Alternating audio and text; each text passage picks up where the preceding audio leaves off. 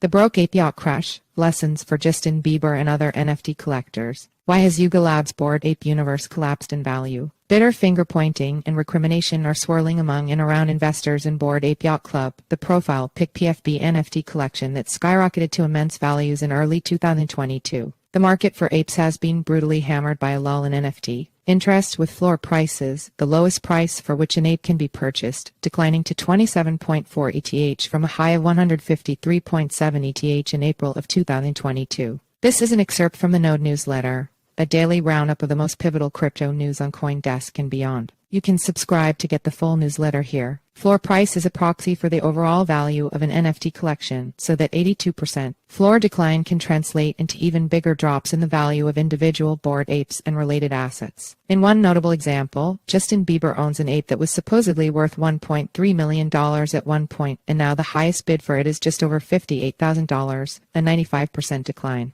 It should be noted that early ape holders are still in decent shape, and bored apes are still very highly valued and traded relative to other NFT collections. They were also far from the only crypto asset to experience a wild run-up and crash over the last few years, and they are slumping roughly in line with the broader NFT market, which by some measures is at its lowest point in 2 years. But there are crucial lessons to be learned here that are specific to Bake. Many buyers, particularly those who aped hardest, have paid immense sums in market tuition to hopefully learn them. If you're lucky enough to learn them for free, take heed. 1.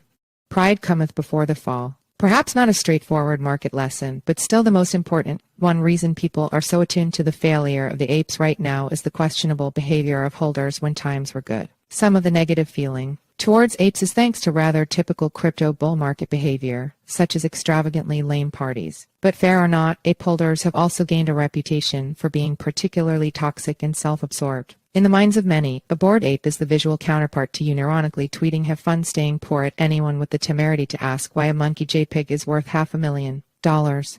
This kind of behavior may have been an understandable defensive reaction to the huge wave of mainstream mockery that targeted the apes, but it was a tactical mistake, as it is with Bitcoin. The lack of goodwill towards apes, whether within crypto communities or more broadly, is now translating directly into weaker financial support for the assets. That's because there is clear truth to the rhetoric around NFTs and community. The community of holders really matters to these things' value. To cite just two notable examples of more robust PFP communities, WASs and Miladies have held up vastly better in value than apes over the past year, though admittedly from a much lower starting point. So ask yourself, if the guy next to you bought his ape because he couldn't tell Paris Hilton was basically joking on the TV, is that a community you really want to be in? 2. Aggressive marketing is a red flag. One reason Bored Apes came in for such scrutiny among crypto veterans in particular is that they were so aggressively marketed to a mainstream audience. That was most notoriously crystallized in the infamously awkward Paris Hilton segment on Jimmy Fallon's Tonight Show. That moment was seized on by both mainstream skeptics and crypto veterans because it was so transparently fake. The insincerity was palpable, as it almost always is in such situations. Personally, I think Paris tanked it on purpose. She's nobody's fool. There are clear financial reasons to avoid projects that engage in this sort of inorganic marketing. It can inflate an asset market, but also makes it more fragile. In the case of crypto assets, it can mean winding up with a lot of low-conviction holders who don't actually understand the value proposition of what they've purchased. At the same time, inorganic hype tends to encourage speculation rather than participation, which makes a market weaker. A market rooted in cultural value is far more enduring when individual holders had individual journeys to genuine affection for some object, rather than just seeing a commercial for it. And when a bored ape pops up on a talk show, someone with deep pockets may buy a dozen of them instead of just one for themselves. But this simultaneously raises the barrier to entry for new holders and creates concentrated points of market failure for the asset. This was illustrated in April of this year, when a major bored ape holder sold dozens of the NFTs in just a few days, pushing markets to a 5-month low. A healthy NFT ecosystem has broad organic demand and an engaged community of predominantly individual holders, not a critical mass of speculators with heavy bags poised to dump when the wind starts blowing the wrong direction. 3. Don't leverage speculative assets.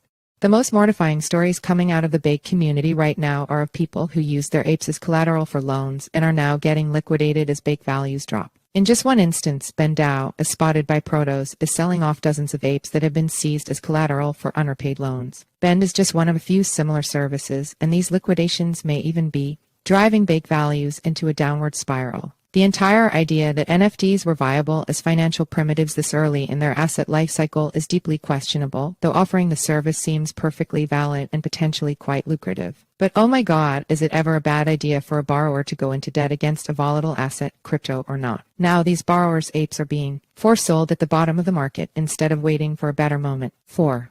If you're not first, you're last. The apes in real trouble right now, of course, are the ones who bought at the top of the market. Some of them are down even worse than Justin Bieber, and a lot of that money is never coming back. There's no easy metric or standard for knowing when you're buying into an overheated market. See above aggressive marketing for a start, though whether you're seeing an ape pumped on late-night TV or an AI startup CEO making hyperbolic claims, tread carefully. That very messaging is probably helping inflate the asset in question beyond its actual underlying value. Perhaps the most conservative way to think about this is that if other people are already making crazy amounts of money on a bet, it's almost certainly too late for you to catch even the crumbs of that surge, whatever the asset in question, and you're at risk of being the one who gets dumped on. That goes double for community-oriented NFTs, because if you're aping into a rising asset in the expectation of future returns, everyone around you is probably doing the same thing, even more than in most markets. In other words, an NFT bubble is self-defeating because it poisons the earth in which an organic community can grow. In other words, the Bored Apes are now simply reaping what they sowed, that is, not very much.